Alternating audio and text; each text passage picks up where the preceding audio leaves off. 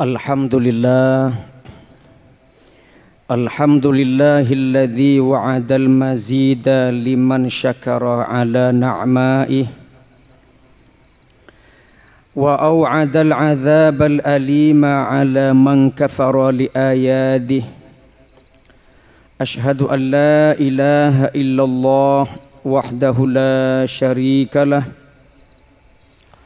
wa ashhadu anna sayyidana wa nabiyana Muhammadan abduhu wa rasuluh addal amanah wa nasahal ummah wa kashafal ghummah wa jahada fillahi haqqa jihadih. Allahumma fasalli wa sallim ala sayyidina wa habibina wa syafi'ina wa maulana Muhammadin afdali makhluqatihi fi ardihi wa sama'ih wa ala alihi wa ashabihi wattabi'ina lahum bi ihsanin ila yaumil liqa'ih. Amma ba'du fa ya ibadallah ittaqullah fa inna taqwa madaru kulli sa'adah kama anna ittiba'il hawa ra'su kulli syaqawah fattaqullah faqad fazal muttaqun. Wa qala Allah subhanahu wa ta'ala A'udzu billahi minasy syaithanir rajim. Bismillahirrahmanirrahim.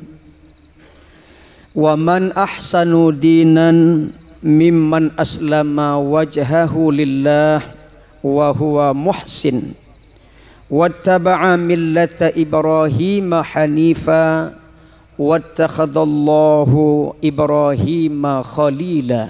Shadaqallahul azim. Segala puji hanya milik Allah subhanahu wa ta'ala.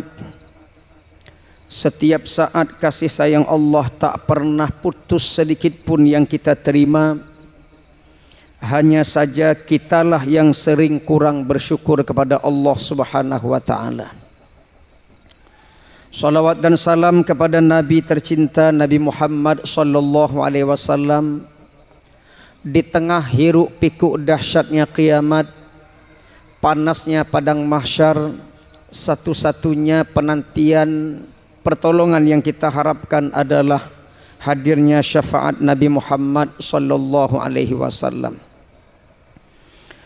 Marilah senantiasa jamaah salat fardu Jumat yang dimuliakan Allah, kita meningkatkan takwa kepada Allah subhanahu wa ta'ala. Sebaik-baik bekal berbekalkan takwa. Pakaian yang paling baik, pakaian takwa. Pondasi yang paling kuat dalam menahan beban dalam kehidupan ini adalah pondasi takwa. Oleh karena itu wasiat khatib, dalam kondisi bagaimanapun mari senantiasa kita meningkatkan takwa kita kepada Allah subhanahu wa ta'ala. Jamaah salat fardu Jumat yang dimuliakan Allah, masih dalam suasana bulan Zulhijjah. Sudah masuk pada minggu akhir bulan Zulhijjah. Mari kita mengambil iktibar nasihat dari firman Allah di dalam Al-Quran surah An-Nisa ayat 125 yang baru khatib bacakan tadi. Wa man ahsanu dinan, dan siapakah yang paling baik agamanya, mimman aslama, daripada orang-orang yang menyerahkan diri, wajhahu lillah, ikhlas kepada Allah subhanahu wa ta'ala. Dan siapakah yang paling baik agamanya daripada orang-orang yang menyerahkan diri dengan ikhlas kepada Allah subhanahu wa ta'ala. Sebelum ayat 125 ada ayat 123 dan 124. Asbabun nuzul ayat ini adalah ketika orang Yahudi dan Nasrani mengakui mereka sendiri bahwa lebih baik daripada orang Islam. Yahudi dan Nasrani berkata bahwa merekalah yang berhak untuk masuk syurga. Yahudi dan Nasrani mengakui mereka lebih mulia dibandingkan dengan orang Islam. Ini pengakuan. Sehingga pada ayat 123-124 Allah menjelaskan kepada mereka, untuk kemuliaan dan syurga tidak cukup dengan ucapan angan-angan dan ahlul kitab semata. Tetapi semua itu terletak pada kekuasaan Allah Subhanahu wa taala.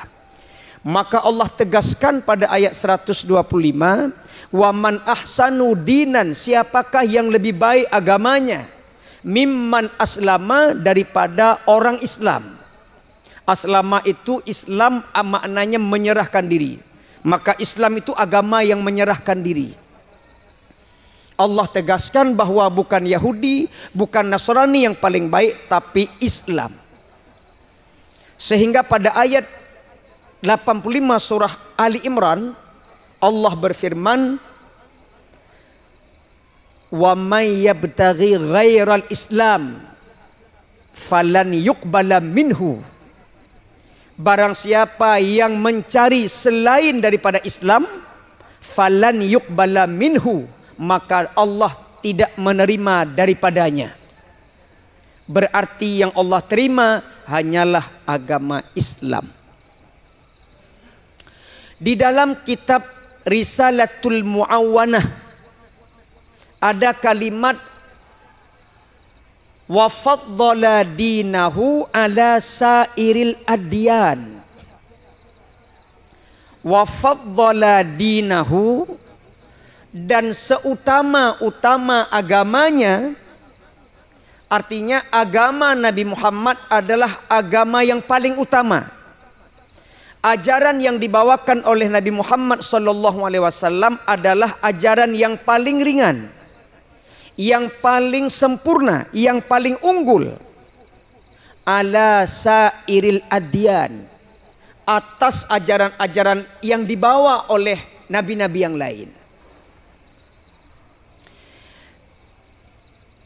Ada satu ayat di akhir surah Al-Baqarah misalnya, Rabbana wala tahmil alaina isran, wahai Tuhan kami, jangan engkau berikan beban yang berat kepada kami. Sehingga ajaran yang dibawakan oleh Nabi Muhammad SAW lebih ringan daripada ajaran yang dibawakan oleh nabi yang lain. Sebagai contoh, di dalam agama Yahudi itu zakat mal 25%. Nasrani zakat malnya itu 10%. Lalu Nabi Muhammad, karena Allah terima permintaan Rabbana wala tahmil alaina isran, ya Allah jangan engkau berikan beban kepada kami yang berat, maka 25% Allah perintahkan letakkan titik di tengahnya menjadi 2,5%. Begitu ringannya ajaran Islam. Wa faddala dinahu ala sairil adyan. Begitu juga dengan pembagian harta warisan. Orang liberal, orang sekuler, bahkan Yahudi Nasrani menuduh Islam itu diskriminatif, membeda-bedakan antara jenis kelamin. Dalam Islam ipegah lewatnya lebih mulia ragam daripada urinang, diskriminatif. Buktinya dasar mereka tuduh adalah ketika pembagian faraid, harta warisan. Islam 2 bagi laki-laki, 1 bagi perempuan.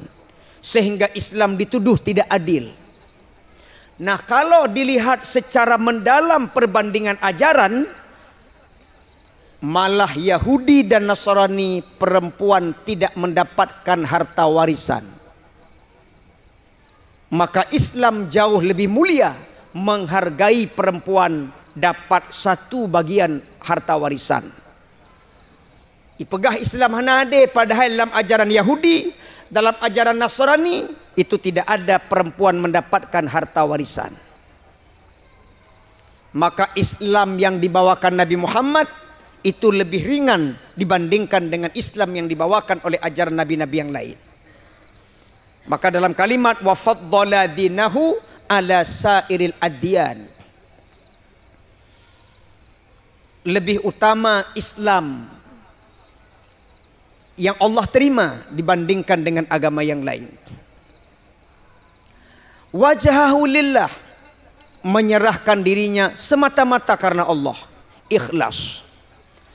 Makanya pasrah kita kepada Allah dibarengi lagi dengan hati yang ikhlas. Itu kesempurnaan di dalam agama kita. Seorang ulama bernama Imam Haris Al-Muhasibi. Al-Muhasibi artinya menghisap diri, menghitung diri. Islam itu agama yang memerintahkan kita untuk ikhlas. Beliau memberikan tanda-tanda siapa orang yang ikhlas itu. Kata Imam Haris Al-Muhasibi ada 5. Yang pertama adalah orang yang menyempurnakan ibadah meskipun sendirian. Orang yang ikhlas itu menyempurnakan ibadah meskipun sendirian. Artinya sering orang sempurna ibadah kalau ada yang lihat. Tapi manakala tidak ada yang lihat, dia sendiri ibadahnya asal-asalan. Orang yang sempurna di tengah keramaian, asal-asalan di kala sendirian, ini belum ikhlas. Yang kedua, tanda orang yang ikhlas masih suka mendengar nasihat ulama. Masih suka mendengarkan ceramah guru-guru kita. Maka jamaah sekalian sidang Jumat yang berbahagia, kita harus melihat jadwal Jumat.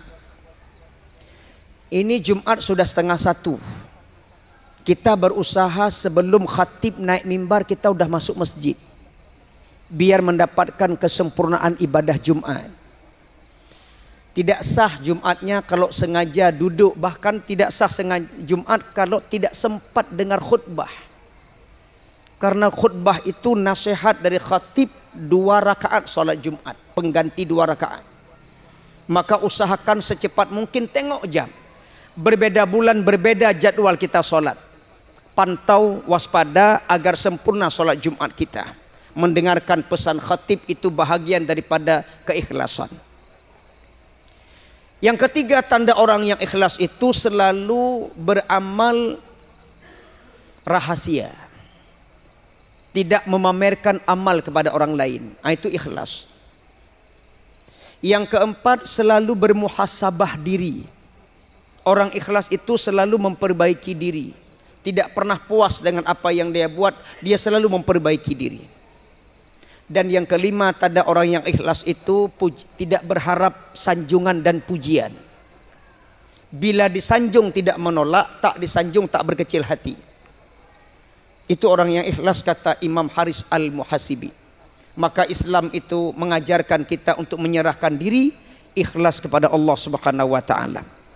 Dan pelajaran yang terakhir pada surah An-Nisa 125, Nabi Ibrahim pada ujung ayat, wattakhadallahu Ibrahima khalila. Allah memilih Nabi Ibrahim menjadi kesayangannya. Kenapa Nabi Allah Ibrahim disebut Khalilullah? Ada perintah Allah yang lebih beliau utamakan, yang mendatangkan kekaguman para malaikat yang ada di langit. Ketika buah hati belahan jantung yang tercinta beliau melaksanakan karena perintah Allah, kagumlah para malaikat sehingga malaikat bersujud kepada Allah sambil berkata, Ibrahim Khalilullah. Allah mengatakan, innahu khalili laisa khalilun ghairuh. Innahu khalili laisa khalilun ghairuh. Sesungguhnya Ibrahim itu adalah kesayanganku dan tidak ada kesayanganku kecuali dianya, kecuali Nabi Ibrahim alaihissalam. Kenapa disebut Khalil? Karena perintah Allah beliau tidak pernah menolak, walaupun sungguh sangat berat berpisah dengan buah hati belahan jantung. Kalau kita melaksanakan segala sesuatu semata-mata karena Allah, yakinlah bahwa pasti akan datang kesayangan Allah dalam kehidupan kita. Kita utamakan segala perintah Allah, pasti datang kesayangan Allah dalam kehidupan kita. Oleh karenanya jamaah yang berbahagia, kita perbaiki akidah kita, ketauhidan kita, agar kita tiru keteladanan bagaimana ketauhidan Nabi Ibrahim alaihissalam. Inilah beberapa nasihat di dalam surah An-Nisa ayat 125, sehingga hati kita lebih ikhlas kepada Allah, hati kita akan kuat bertauhidkan kepada Allah Subhanahu wa taala. Barakallahu li wa lakum fil Qur'anil azim wa naf'ani wa iyyakum bima fihi minal ayati wa dzikril hakim wa taqabbala minni wa minkum tilawatahu innahu huwas samiul alim.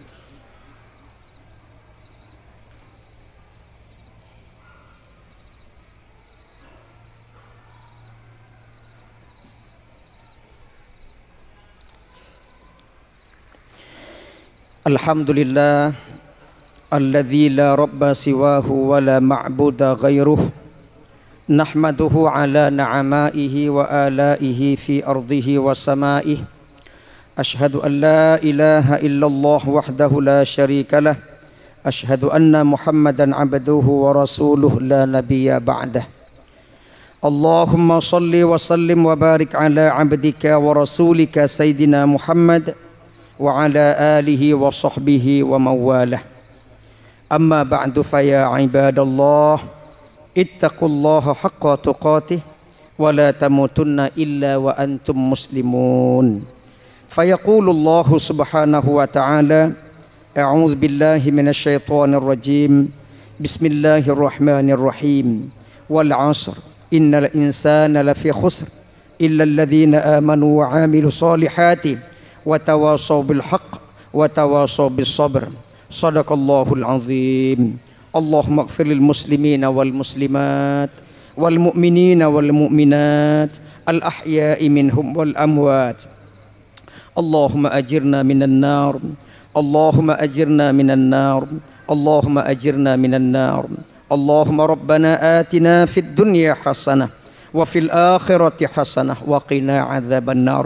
عباد الله، إن الله يأمر بالعدل والإحسان وإيتاء ذي القربى وينهى عن الفحشاء والمنكر والبغي يعظكم لعلكم تذكرون ولذكر الله أكبر والله يعلم ما تصنعون. أقم الصلاة.